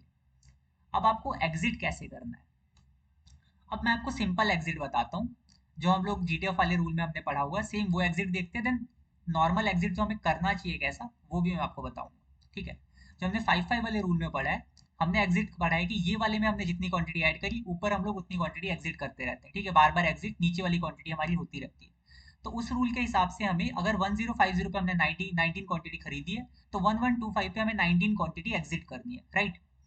तो 1125 पे हम लोग 19 क्वांटिटी अगर एग्जिट करते हैं तो हमारा नेट पीएनएल क्या बैठेगा, इसका कैलकुलेशन आपको एक स्टॉक के लिए मैं बता दूंगा अभी, बाकी कैलकुलेशन मैंने लिखे हुए हैं तो उसके हिसाब से नोट डाउन करूंगा बस मैं, ठीक है। एक बार के लिए नंबर कॉपी कर लेते हैं, यहाँ पे लिखते रहते हैं, ये ज़्यादा अच्छा रहेगा, ठीक है। 1125 पे मेरे को पहली बार एग्जिट मिलेगा, तो 1125 पे मेरे को लगेगा समथिंग 7,125 का लॉस। अब ये लॉस क्यों लगा, मैं आपको बताता हूँ कैलकुलेट कैसे होगा ये। 1050 पे आपके पास कितनी थी, 19 क्वांटिटी, आप यहाँ पे एग्जिट करोगे 19 क्वांटिटी, तो 19 क्वांटिटी आपके 1500 में से एग्जिट होगी। तो अगर कैलकुलेटर में अगर आप कैलकुलेट करो, एक कैलकुलेशन मैं आपको दिखा देता हूँ, देन सिर्फ नंबर्स लिखेंगे हम लोग यहाँ पे। सबसे पहले 1500 की मेरे पास अगर मान लो 19 क्वांटिटी है, ठीक है, कितना हुआ 28,500, ठीक है। इसको आपको माइनस करना है, मैंने एग्जिट कितने पे किया 1125 पे इंटू 19 क्वांटिटी, ठीक है। एक सेकेंड, एक एक करके इसको कैलकुलेट करना पड़ेगा। 1500 पे अगर मेरे पास 19 क्वांटिटी है तो ये हो गया आपका 28,500, ठीक है। देन मैं इसको एग्जिट कर रहा हूँ 1125 पे अपनी 19 क्वांटिटी, ठीक है। तो खरीदा मैंने 28,500 पे, एग्जिट किया मैंने 21,375 पे अभी के हिसाब से, ठीक है। तो इसमें आपका 28,500 माइनस 21,375 आप करोगे तो आपका लॉस लगेगा समथिंग 7125 का। इसकी वजह से नेट पीएनएल हमारा 7125 के लॉस में बुक होगा पहली बार, ठीक है। देन इस वाले बॉक्स को वापस से लिखते हैं कैलकुलेशन लिखने के लिए। फर्स्ट टाइम पे हमारा 7125 का लॉस बुक होगा, ठीक है। देन यहाँ पे हम लोग 18 क्वांटिटी एग्जिट करेंगे।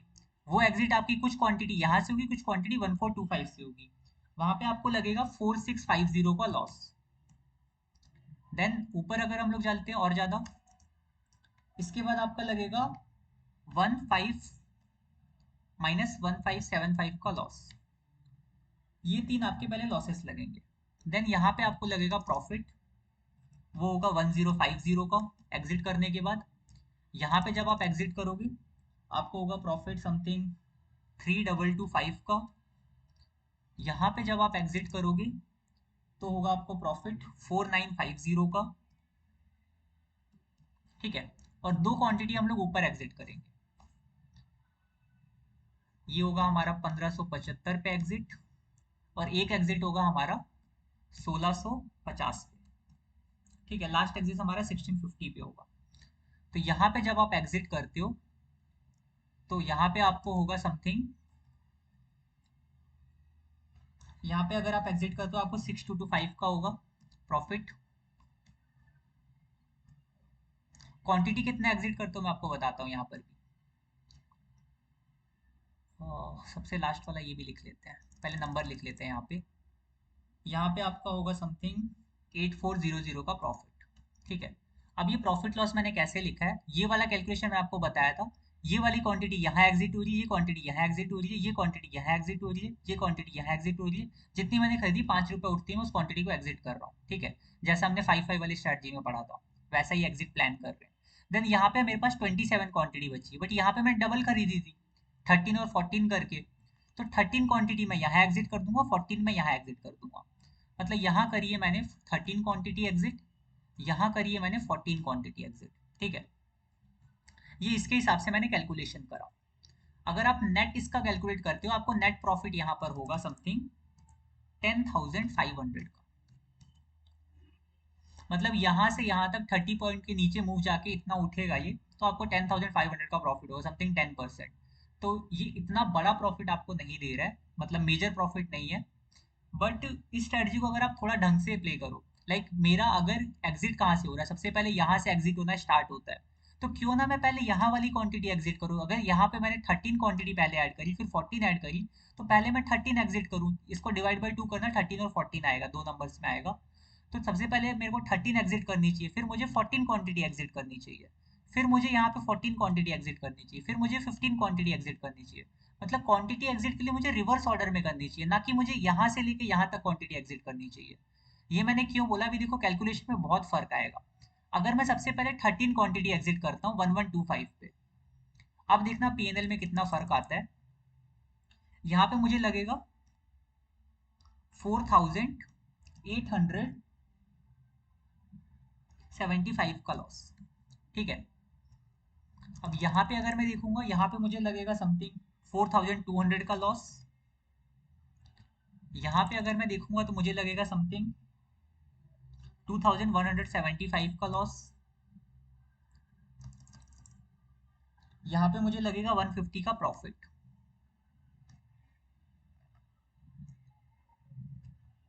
और यहाँ पे मुझे होगा 2,775 का प्रॉफिट। ये कैलकुलेशन एक बार रफली मैं आपको एक्सप्लेन अभी करता हूँ 2 मिनट में। 5,700 का प्रॉफिट, यहाँ पे आपका होगा 8,925 का प्रॉफिट, एंड यहाँ पे होगा आपका 8,400 का प्रॉफिट इस एग्जिट में, ठीक है। 1650 पे जब अपनी सारी क्वांटिटी आप निकाल चुके होगे तब आपका नेट पीएनएल होगा 14,700। देखो फर्क कितना आया, समथिंग 4,000 का फर्क आ गया है ना। अगर आप एग्जिट इस तरह करते हो, मतलब 1500 पे अगर मैंने 27 क्वांटिटी ऐड करी, तो जब 15 यहाँ 1000 से 125 जाएगा तो मैं इसमें से पहले एग्जिट करना चाहूंगा ना। जितनी क्वांटिटी मैंने यहाँ ऐड करी उन क्वांटिटी को ही फ्री करता हूँ सबसे पहले। मतलब मुझे हर बार पे 20,000 की क्वांटिटी फ्री करनी है। यहाँ पे क्या हो रहा था कि मैं सबसे पहले 28,000 की क्वांटिटी फ्री कर रहा हूँ, फिर बीच में कभी मैं 23,000 की क्वांटिटी फ्री कर रहा हूँ। यहाँ पे हम लोग हर बार 20,000 की क्वांटिटी ही फ्री कर रहे हैं लास्ट वाले में। जैसे हमने 20,000 की क्वांटिटी ऐड करी, उसी मैनर में हमने 20,000 की ही क्वांटिटी फ्री करी है। इसके अंदर इतना कैलकुलेशन गड़बड़ इसीलिए हुआ बिकॉज यहाँ पे मैं रैंडमली बस इस क्वांटिटी को जो मैंने ऐड करा यहाँ फ्री कर रहा हूँ। अब सोचो 1500 के प्राइस पे आपने समथिंग क्वांटिटी खरीदी 14, उस सही 19 क्वांटिटी आपको एग्जिट करनी है, 14 क्वांटिटी यहीं से आएगी, 19 आपकी 1500 से आ गई, ठीक है। 1500 पे 19 क्वांटिटी खरीदी और 1025 पे आप 19 एग्जिट कर रहे हो, है ना। बट ओवरऑल मैंने को क्या करना था, 1500 पे मेरे को मैक्सिमम 14 क्वांटिटी मिनिमम खरीदनी थी यहाँ पे, देन 14 एंड 13 के पेयर में मैं डबल करके खरीदा था। तो जहां मैं 14 क्वांटिटी यहाँ खरीद रहा हूँ, मैं यहाँ 19 क्वांटिटी एग्जिट कर रहा हूँ। तो कम प्राइस पे मैं ज्यादा क्वांटिटी एग्जिट कर दे रहा हूँ। अब यहाँ पे क्या हो रहा है, सबसे पहले जो क्वांटिटी एग्जिट हो रही है 1500 वाली है, तो क्यों ना जहाँ जितनी क्वांटिटी मैंने वहां खरीदी उतनी ही क्वांटिटी मैं यहाँ एग्जिट करूँ। मतलब एग्जिट भी मुझे 20,000 पे ही करना चाहिए ना। यहाँ पे मैं 28,000 का एग्जिट मार रहा था, यहाँ मैं हर बार 20,000 या 20,400 के एग्जिट कर रहा हूँ, जिसकी वजह से मेरे को प्रॉफिट में इतना फर्क देखने को मिला है। तो जब भी आप ऐड करोगे, आपके पास एडिंग के लिए फिक्स क्वांटिटी रहेगा, पर टाइम जब आपको 20,000 ऐड करना है उसके लिए फिक्स क्वांटिटी है, और एग्जिट करने के लिए आपको ऊपर से एग्जिट करना स्टार्ट करना है। सबसे पहले मैं 14 क्वांटिटी एग्जिट करूंगा, देन मैं 13 क्वांटिटी एग्जिट करूंगा, जो दोनों एग्जिट मेरे यहाँ पे हो चुके। देन मैं 14 क्वांटिटी एग्जिट करूंगा, देन मैं 15 एग्जिट करूंगा, देन 16 एग्जिट करूंगा। बीच में अगर अप एंड डाउन भी हो रहा है तो भी आप एग्जिट प्लान इसी हिसाब से करेंगे। जो सबसे पहले क्वांटिटी ऐड हुई थी वही क्वांटिटी, उतनी ही क्वांटिटी आपको सबसे पहले एग्जिट करनी है उस मूव में, ठीक है। सबसे लास्ट में आपकी सबसे लास्ट वाली एडेड क्वांटिटी एग्जिट होगी। मतलब यहाँ 1650 पे मैं 19 क्वांटिटी एग्जिट कर रहा हूँ, ठीक है। और ये आपको 1575 में फायदा इसलिए हुआ बिकॉज ये 18 क्वांटिटी यहाँ एग्जिट हुई थी, और ऐड हमने इनको बहुत नीचे कर रखा है, ठीक है। इसकी वजह से इतना ज्यादा फर्क आता है इसमें। 5-5 वाली स्ट्रेटजी में आपको सेम कैलकुलेशन अभी करके दिखाऊंगा मैं, कितना फर्क आ जाता है। जो हम लोग स्टैंडर्ड एग्जिट करते हैं उसकी जगह अगर हम लोग नॉर्मल प्लान करके करें तो, ठीक है। ये हमको इस तरह से प्ले करनी है, ठीक है। ये मैंने आईसीआईसीआई बैंक के एग्जांपल से समझा है, सेम आप लोग एचडीएफसी बैंक के लिए भी कैलकुलेशन कर सकते हैं कि कितना 2020 के का फंड रिक्वायरमेंट होगा। हर बार आपको 20,000 के हिसाब से क्वांटिटी ऐड करनी है, एंड एग्जिट करने के लिए आप ऊपर से एग्जिट करना स्टार्ट करेंगे, नीचे तक आप एग्जिट करते रहोगे, ठीक है। अब ये एग्जांपल हम लोग पीएनबी के लिए देखते हैं, किसी रैंडम स्टॉक के लिए जिसका प्राइस 100 रुपए या 120 रुपए चल रहा है, ठीक है। पीएनबी के लिए देखेंगे तो 120 इसका प्राइस चल रहा है, ठीक है। अभी जो हमने जीटीएफ में 5-5 वाला स्ट्रेटजी पढ़ा उसको देखते हैं थोड़ा सा। 120, देन समथिंग 115, इसके लिए मैंने 10 पॉइंट लिया, मतलब समथिंग 50% का fall. 110, then 105, then 100, then 95, then 90। 5-5 point पे हम लोग ऐड करेंगे 100 क्वांटिटी, देन 85, देन 80, देन 75। हर बार हम लोग को 100 क्वांटिटी ऐड करनी है 5-5 पॉइंट के फॉल पे, राइट।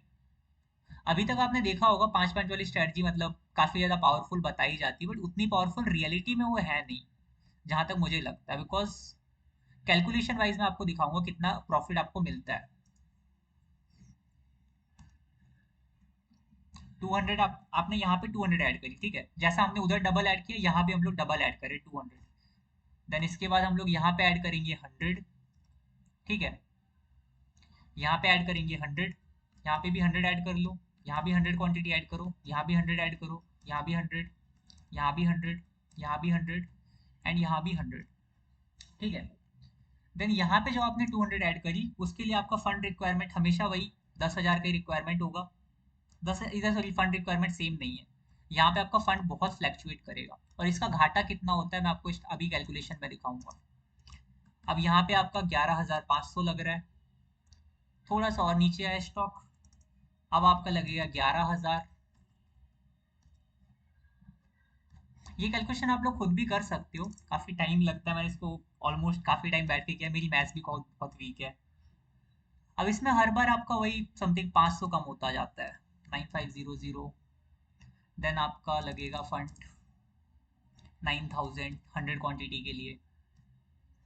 देन आपका फंड रिक्वायरमेंट होगा यहाँ पर समथिंग 8500।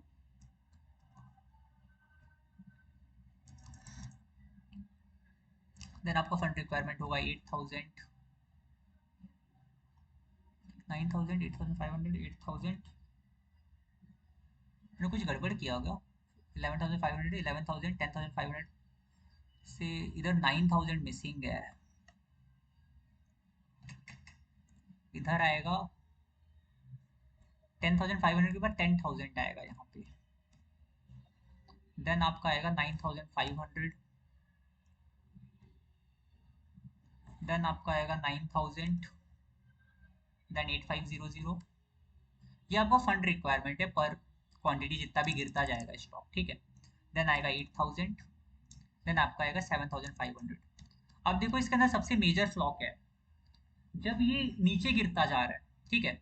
मैंने आपको स्टार्टिंग में बताया जब भी ब्रोकर आपका क्या होता है, जो भी फंड पहले ऐड होता है उसको पहले एग्जिट करता है, जो भी क्वांटिटी पहले ऐड होती है।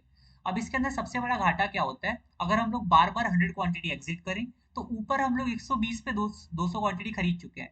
सबसे पहले 120 वाली क्वांटिटी एग्जिट होगी। अब यहाँ पे आपके पास 7,500 की क्वांटिटी है जो ऊपर एग्जिट होगी, 7,500 की क्वांटिटी, ठीक है। मतलब जो क्वांटिटी आपने 7,500 की ऐड करी है सबसे लास्ट में वो एग्जिट होने वाली है। और बड़ी क्वांटिटी आपकी पहले ही एग्जिट हो चुकी है। लाइक जो आपने बड़ा फंड लगाया वो फंड तो आपका एग्जिट होता जा रहा है 100 क्वांटिटी में, और वो लॉस में एग्जिट होता जा रहा है, वहां पे आपको इतना प्रॉफिट नहीं होगा। यही अगर हम लोग स्टडी फंड कर दे कि मेरे को पर टाइम 10,000 का फंड ऐड करना है, 10,000 100 क्वांटिटी नहीं 10,000 का फंड ऐड करना है, तो आपका कैलकुलेशन देखना कितना अच्छा आएगा। अभी पहले इसका कैलकुलेशन देख लेते हैं, देन 10,000 का फंड वाला देखेंगे। काफी फर्क आ जाता है इस वाले कैलकुलेशन में। इसको यहाँ ओपन करते हैं, ज़्यादा इजी होगा, ठीक है। अब यहाँ पे क्या करना है आपको, जब अगर आप एग्जिट करते हो, ठीक है। अब मैं एग्जिट का बताता हूँ आपको, इसके अंदर क्या फ़र्क आएगा। सबसे पहले अगर आप एग्जिट करते हो आपको लगेगा 4,000 का लॉस। कैलकुलेशन सेम है जो पहले मैंने करी, वही कैलकुलेशन है। 100 क्वांटिटी एग्जिट कर रहा हूँ मैं। एग्जिट आपको पता है ऊपर से ही एग्जिट होना स्टार्ट होता है। सारे ब्रोकर में ऐसा होता है कि मुझे आइडिया नहीं, मैंने एंजल वन पे, धन पे, 2-3 ब्रोकर पे ट्राई करा हुआ है, उसके हिसाब से एग्जिट प्लान मुझे आइडिया है। बाकी मे बी एक दो ब्रोकर हो जो नया एग्जिट देते हैं, उसका मुझे आइडिया नहीं है। बट ज़्यादातर ब्रोकर, जहाँ तक मुझे आइडिया है, एग्जिट जो आपका पहले ऐड होता है वही क्वांटिटी पहले एग्जिट होता है, ठीक है। उसके बाद आपका लगता है 3,500 का लॉस यहाँ पे जब आप एग्जिट करोगे। देन आपका लगेगा 2,500 का लॉस।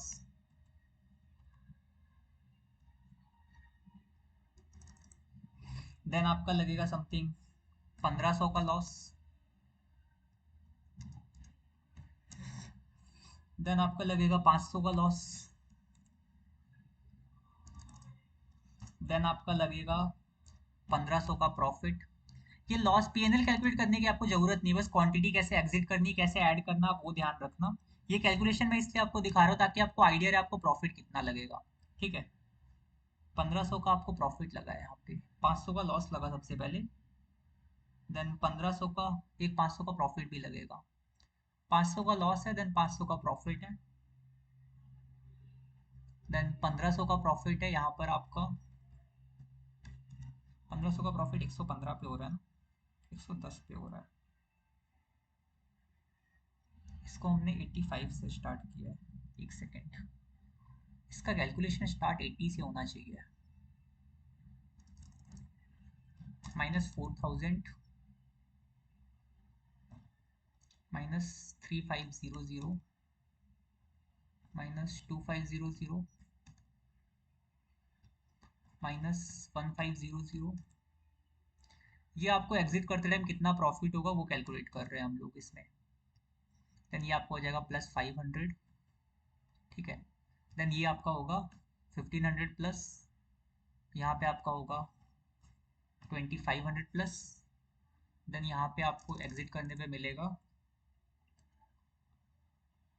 3,500।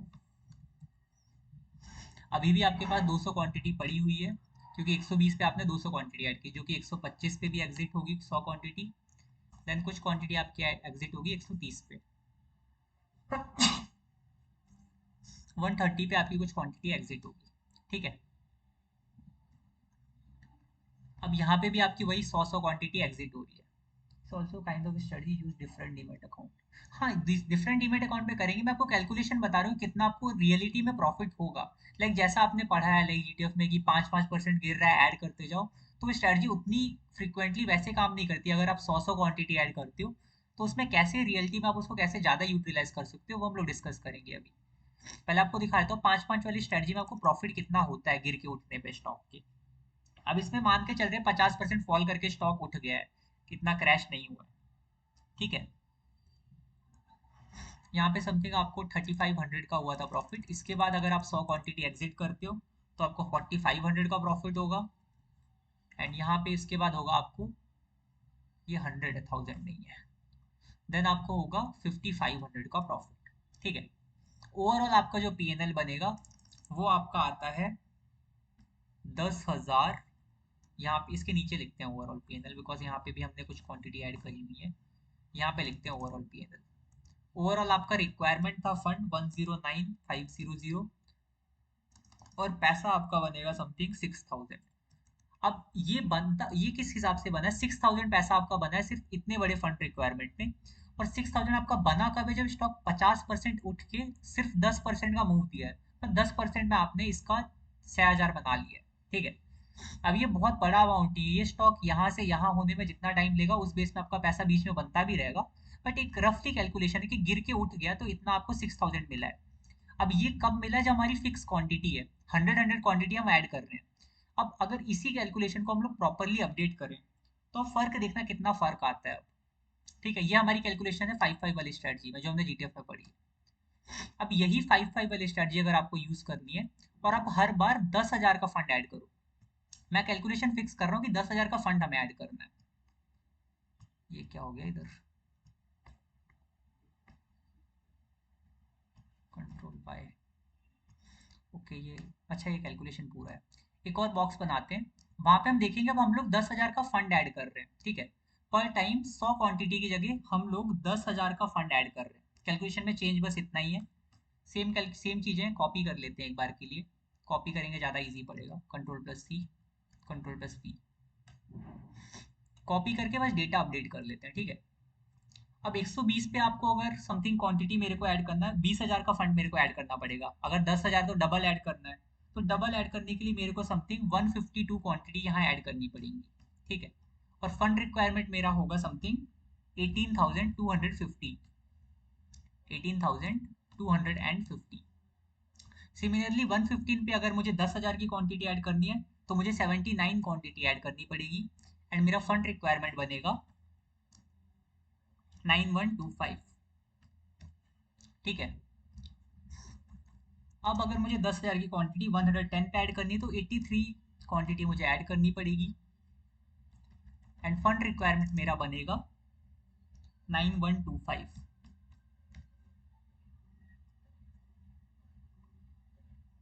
सॉरी, मैं एक चीज करना भूल गया आपको। हम लोग 10,000 का फंड रिक्वायरमेंट नहीं ले रहे, हम लोग दरअसल कैलकुलेट में करना चाह रहे हो कि इतनी ही क्वांटिटी में हमें कितना प्रॉफिट मिलेगा। अगर हम उसको फिक्स करते हैं तो हमारे पास 9,100 का फिगर है, ठीक है। उसके अराउंड ही हम लोग ऐड कर रहे हैं 9,100 का, इसलिए मैंने 18,000 लिया यहाँ पे, ठीक है। 10,000 के हिसाब से नहीं चल रहे, 9,100 ऐड कर रहे हैं, बिकॉज मेरे को टोटल 10950 लाना है आपको कैलकुलेशन का फर्क दिखाने के लिए। सेम आप 10,000 पे कर सकते हो, ये सिर्फ हमने 9125 पे किया है, ठीक है। 83 के बाद आपका यहाँ पे लगेगा 87 क्वांटिटी। एंड फंड रिक्वायरमेंट आपका होगा यहाँ पे 9125 का। यहाँ पे आपका लगेगा क्वांटिटी 96, 100 पे आपका 96 आ रहा है। 83, 87, 81, 152, 79, 83, 87, 96, 100 पे 91 आ रहा है, ओके। यहाँ पे आपका 91 है। फंड रिक्वायरमेंट आपका वही सेम 9125 है। हम लोग पर टाइम 9125 का ही फंड यूज कर रहे हैं, कांस्टेंट है, क्योंकि मेरे को टोटल ये लाना है 109,500, ठीक है। एंड इसके बाद हम ऐड कर रहे हैं 96, 9125।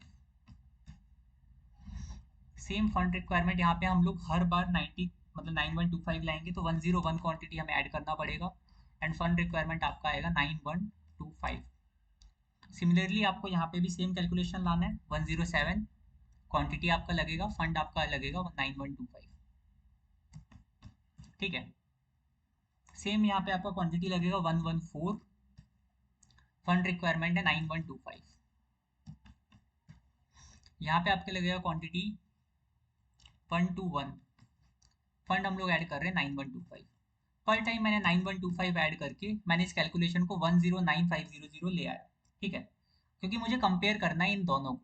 अब हम लोग एग्जिट अपने हिसाब से करेंगे, जो हम लोग अभी पढ़ा हमने रिसेंटली कि ऊपर से एग्जिट करना स्टार्ट करना है। लाइक यहाँ पे मैंने डबल करके ऐड किया, तो सबसे पहले मैं एग्जिट करूंगा 76 क्वांटिटी, देन मैं वापस एग्जिट करूंगा 76 क्वांटिटी, देन 79, 83, ऐसे करके ऊपर से लेके नीचे तक मैं एग्जिट करता हूँ। सबसे पहले एग्जिट में कितना करूंगा, जो सबसे पहले मैंने ऐड करी थी क्वांटिटी 120 पे, वो क्वांटिटी मेरी 76 क्वांटिटी अगर मैं एग्जिट करता हूँ। अब मेरा जो पीएनएल होगा यहाँ पे 4000 माइनस नहीं होगा, ये होगा मेरा 3040 का माइनस। ठीक है, जो माइनस मेरा 4000 था वो 3040 होगा। मैंने कम क्वांटिटी एग्जिट करी, वहां मैं हर बार 100 क्वांटिटी एग्जिट कर रहा था। यहाँ पे अब मेरा माइनस होगा 2660। अब यहाँ पे मेरा माइनस होगा 1975। सिमिलरली यहाँ पे मेरा माइनस होगा 1245। यहाँ पे मेरा माइनस होगा 435। देन यहाँ पे मेरा होगा 455 का प्लस, जो हमने आईसीआईसीआई बैंक में पढ़ा वैसे ही हम लोग एग्जिट कर रहे हैं इसको 1440। एंड यहाँ पे होगा हमारा 2525। एंड यहाँ पे जो हम लोग एग्जिट करेंगे हमें होगा यहाँ पे प्रॉफिट 3745 का। एंड यहाँ पे हमें होगा प्रॉफिट 252 5130 का। एंड लास्ट में हमें होगा समथिंग 6675 का प्रॉफिट, 6675। ठीक है, और अगर इन सबको आप टोटल करते हो ना, अब आपका फिगर 6000 नहीं आएगा, अब आपका आएगा 10615। देखो फर्क कितना है। अब इतनी बड़ी क्वांटिटी के लिए परसेंटेज वाइज अगर देखोगे, यहाँ पे आपको 6000 का प्रॉफिट होगा, और आप पर टाइम अगर 10,000 ऐड करते हो प्रॉपर कैलकुलेशन के साथ, तो आपको प्रॉफिट होगा 10,000 का, 6000 का नहीं होगा, एक सेकेंड, 10,615 का। ठीक है, अब इसमें इतना फर्क क्यों आ रहा है, इसका रीजन है कि यहाँ पे हम लोग कैलकुलेशन नहीं कर रहे हैं, हम लोग 100 क्वांटिटी ऐड कर रहे हैं। अब यहाँ पे मैंने 7500 ऐड करे, एग्जिट मैंने कर दिया सीधा 12000 की क्वांटिटी। सोचो, ऐड कम करी, एग्जिट ज्यादा कर दिया, और महंगे में खरीद के सस्ते में मैंने बेच दिया, इसलिए प्रॉफिट इतना कम आ रहा है। और जब आप सेम क्वांटिटी मतलब सेम नंबर ऑफ फंड 10,000 के फंड हर बार ऐड कर रहे हो, या 9,000 के फंड हर बार ऐड कर रहे हो, और हर बार 9,000 के ही फंड एग्जिट कर रहे हो, तब आपका कैलकुलेशन सबसे बेटर आएगा और सबसे ज्यादा रिजल्ट आपको मिलेगा इसमें। ठीक है, 555 वाले में लगा लो इसको, या फिर आप जो मैंने आईसीआईसीआई बैंक का बताया उसमें लगाओगे तो बहुत अच्छा है। यहाँ पे आप ज्यादा फंड डिप्लॉय कर सकते हो, आपको 1,50,000 डिप्लॉय करने से पहले भी डर नहीं लगेगा। बट यहाँ पे आपको 1 लाख डिप्लॉय करने से पहले डर लगेगा जब 50% स्टॉक गिर चुका होगा, आसपास कोई बड़े टाइम फ्रेम का डिमांड जोन नहीं होगा, और क्रैश करेगा, आपके पास ऐड करने के लिए फंड नहीं बचेगा। और यहाँ पे सिर्फ क्राइसिस के टाइम पे आपको 30% से ज्यादा फॉल मिलेगा। और ये सिर्फ 30% फॉल के लिए, जो स्टॉक कभी कभी आ जाता है इंडेक्स में हर 1-2 साल के अंदर। आपने पिछले साल भी देखा होगा, ये बीच में फॉल आया था एक ये वाला। ऐसे फॉल देखो बीच बीच में इंडेक्स में आते हैं। इस फॉल के अंदर आपके लार्ज कैप के स्टॉक कम गिरते हैं, और पीएनबी जैसे स्टॉक या फिर जो भी अच्छे स्टॉक्स हैं जनरली, बट बड़े फॉल में वो स्टॉक अच्छा खासा गिरते हैं, और आपकी 5-5 वाली स्ट्रेटजी वहां फेल कर जाएगी। और अगर आप 100 क्वांटिटी के साथ प्ले करते हो तो आपको प्रॉफिट में इतना ज्यादा फर्क आएगा, 6000 और 10,000 का जो आपको फर्क दिख रहा है। आप खुद भी कैलकुलेट करना या पर्सनली ट्राई करके देखो, ब्रोकर से बात करना, आपको आइडिया लग जाएगा सबसे पहले कौन सा क्वांटिटी एग्जिट होता है। इस बेस पे अगर आप प्लान कर रहे हो तो आप हर बार प्रॉपर फंड ऐड करो, इक्वल फंड ऐड करो, इक्वल फंड एग्जिट करो, तभी आपको फायदा मिलेगा। इक्वल क्वांटिटी ऐड करने से फायदा नहीं है, यहाँ पे क्वांटिटी सस्ती मिल रही है, यहाँ आपको क्वांटिटी महंगी मिल रही है। महंगी क्वांटिटी पहले एग्जिट हो जा रही है, सस्ती क्वांटिटी बाद में एग्जिट हो रही है। सेम क्वांटिटी अगर बार बार एग्जिट होगी तब आपको अच्छा प्रॉफिट होगा इसके अंदर, तब स्ट्रेटजी आप ढंग से प्ले कर पाओगे। अगर लार्ज कैप में स्ट्रेटजी को यूज करो तो अगर 40%, हाँ 40% फॉल के लिए भी आप यूज कर सकते हो Vinod ji. Okay, so I hope सबको समझ आया होगा, मैंने काफी कैलकुलेशन रखी है। एंड इतना ही समझाना था मुझे स्ट्रेटजी को लेकर। तो स्ट्रेटजी कैसा लगा वैसे आपको, थोड़ा मैंने अपडेट करा इसमें काफी कुछ। कोई कमेंट कर सकता है, any thumbs up and all कुछ भी।